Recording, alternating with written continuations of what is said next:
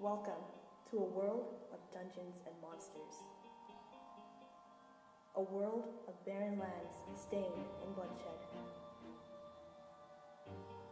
A world where hope is dying.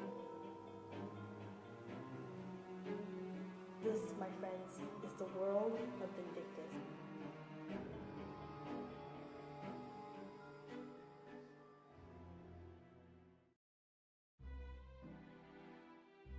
Hello there. I'm Blawrgh, and I play in the West server of Vindictus. I will teach you everything a new player should know before you start your adventure. Let's get started, shall we?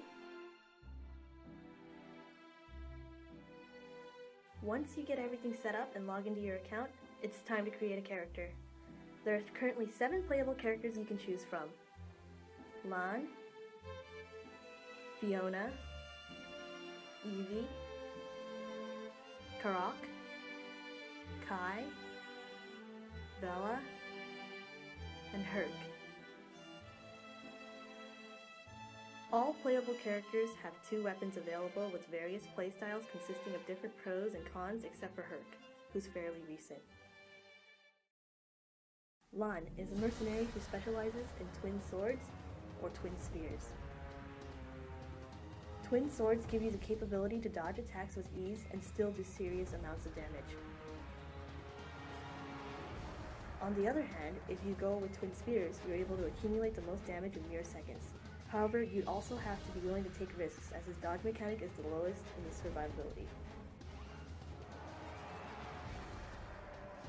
Fiona plays defensively and is the only character that uses a shield.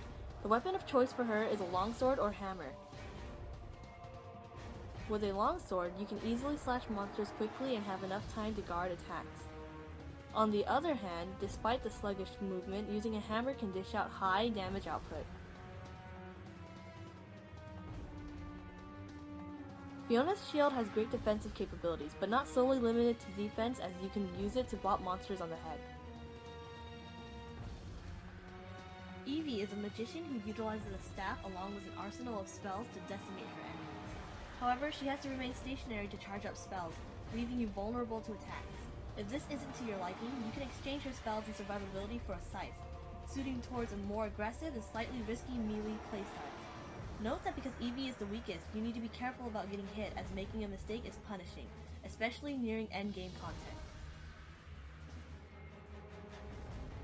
kurroii is the biggest and baddest brute who exploits a huge pillar to plow through enemies or punches his way through with his cestus, a gauntlet combined with explosives. kurroii can absorb damage from enemies effortlessly while attacking and dealing explosive damage. Kai is the one and only archer, and as you may have guessed, lays a barrage of damage on enemies from a very long distance.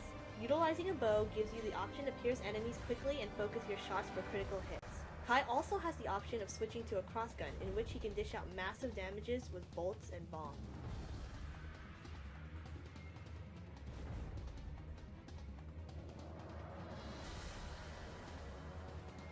Vela, like Lan, plays at a very fast pace. She also wields twin swords, but unlike Lan, Vela's innate agility allows her to cover large distance and counterattack. If you still want to play fast, yet her first weapon choice may not be of interest to you, you have the option to switch to chain blades. With chain blades, Vela is able to attack enemies continuously from afar while retaining her swiftness.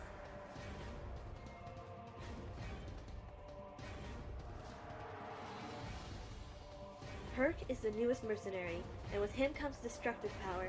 Herrmerrnerfer charges through enemy attacks recklessly and returns the damage with each massive swing from his great sword. However, Herrmerrnerfer consumes enormous amounts of stamina, easily leaving him out of breath.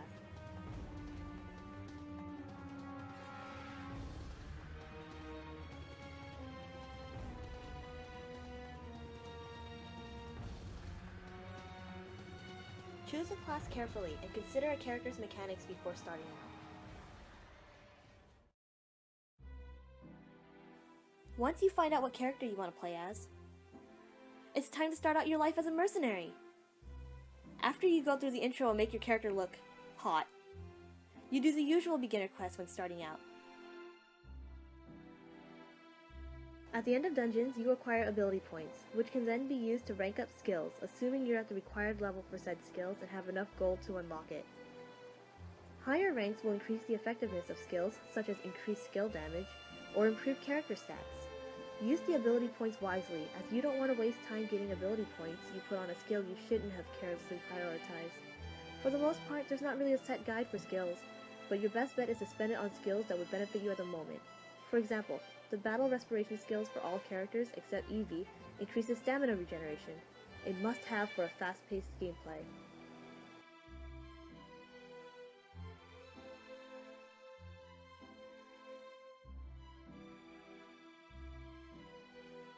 Though I don't recommend doing this at an early level, you have the option to power up your equipment through enhancing and enchanting.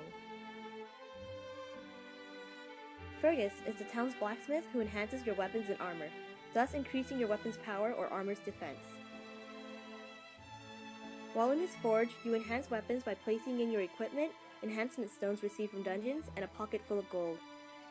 Be wary that there is a chance that your enhancement level might reset, decreasing your item's durability, or even worse, your equipment can end up destroyed at a high enhanced level. You can, however, avoid this by buying an enhanced rune with NX from the Supply Depot store.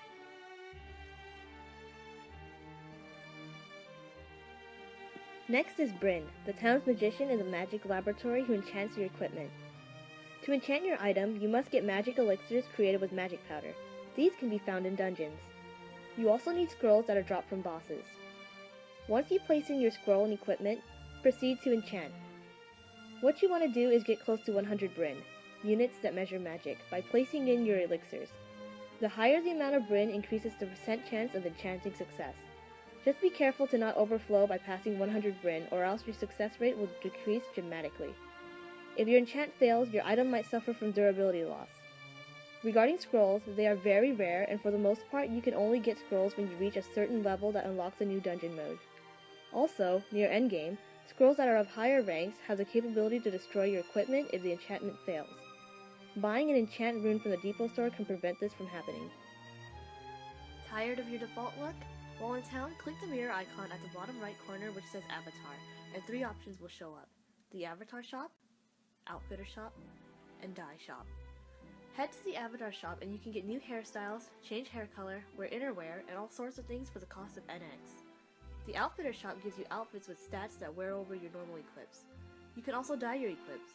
Go to the dye shop and you can then dye your clothes. The color changes randomly and sometimes it's rather costly. You may also use dye ampoules bought from the cash shop to dye certain parts of the equipment in certain colors. So how about the money-making business part? You get gold by completing dungeons, but maybe that isn't enough to satisfy your needs. Though time-consuming, you can farm for materials from dungeons and sell them off in the marketplace. Do note that materials from beginning dungeons are sometimes not worth farming for. However, you can make a lot of gold by selling magic powder and herb crystals, which are useful even in endgame content. Most of these are found from destroying objects in dungeons or herb pots that are hidden throughout stages. You can either sell the materials off or use them to create elixirs, potions, and much more, and then sell it off. If you have something and are unsure of how much it costs, check the marketplace to see listings of the item so you get a general idea of how much it sells for and how valuable it is. Take advantage of the price fluctuations and who knows, you'll bask in the fortune you made from it.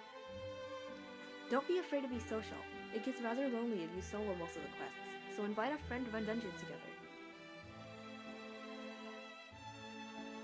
When you start the very first dungeon, it may suggest you to join a guild. However, I recommend you don't, and instead wait until someone invites you over. You can also search in the guild recruiting section of your server using the forums on the Vindictus site. Not that it isn't wrong to join a guild immediately, but the guild you've been suggested may be filled with other new players in the same situation you're in. Honestly, guilds are the best part of the game, and my guildies are now the reason I play this game. Whether you complete runs together or just spend time with one another, your guild members become your family, and you create new connections with people you would have never met. The life of a mercenary is a life full of fraud, requiring you to slay monsters called Fulmors and also bring about the arrival of Eren, the land of paradise. You'll discover many secrets, and tragedies will befall. But once you're settled into the game with your trusted comrades by your side, you have the power to tackle anything.